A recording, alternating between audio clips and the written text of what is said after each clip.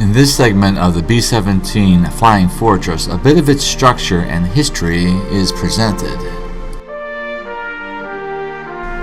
We'll start at the beginning, or at the entrance. Dale and I boarded last, so we ended up sitting in front of the entrance or the exit door during the bomber's takeoff. And this was our vantage point during the takeoff. 150 caliber Browning M2 machine gun is positioned on each side, port and starboard amidships. 3 fellow passengers are in the foreground. 4 other passengers are seated in the background in the radio or communications area. Earplugs were offered to each passenger. I declined the offer, and probably Dale did too. The bomber is powered by 4 Wright Cyclone turbo-supercharged radial engines, each having 1,200 horsepower. Again, 3 fellow passengers in the foreground and 4 others in the background radio area. The Flying Fortress is 74.5 feet long, and it has a wingspan of about 104 feet.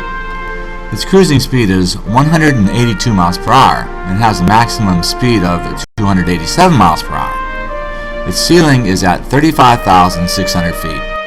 The Flying Fortress has a 2,000-mile range with a 3-ton payload. The shorter its mission, the larger its payload may be.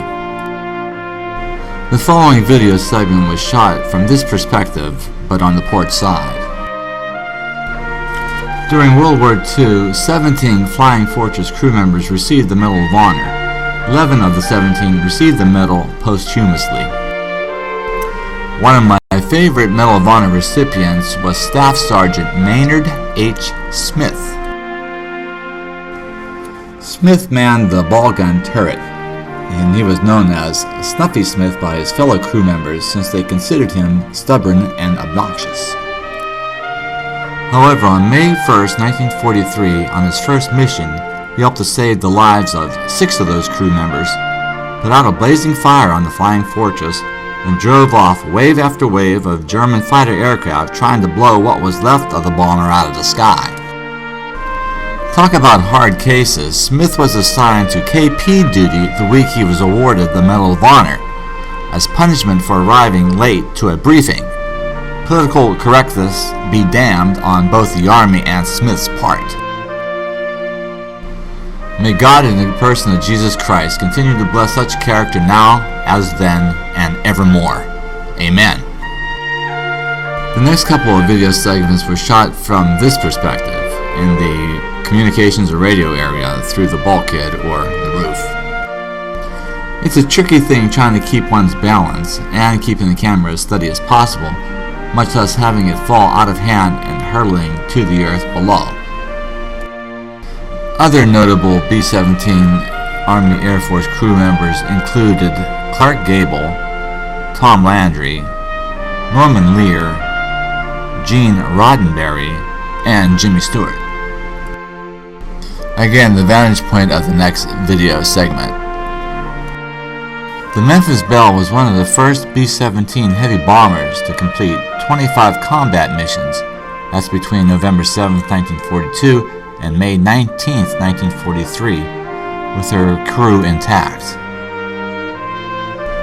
The Memphis Belle got its name from a riverboat used in Lady for a Night, a movie its pilot and co-pilot, Robert K. Morgan and Jim Varenas, respectively, attended. Morgan then contacted George Petty at Esquire magazine for a pinup drawing to go with the name. The drawing was reproduced by Corporal Tony Starcer on both sides of the nose cone. The nose art later included 25 bomb shapes, one for each mission credit, and 8 swastika designs, one for each German aircraft shot down. The names of the crew members are stenciled below each station window on the aircraft after her tour of duty was completed.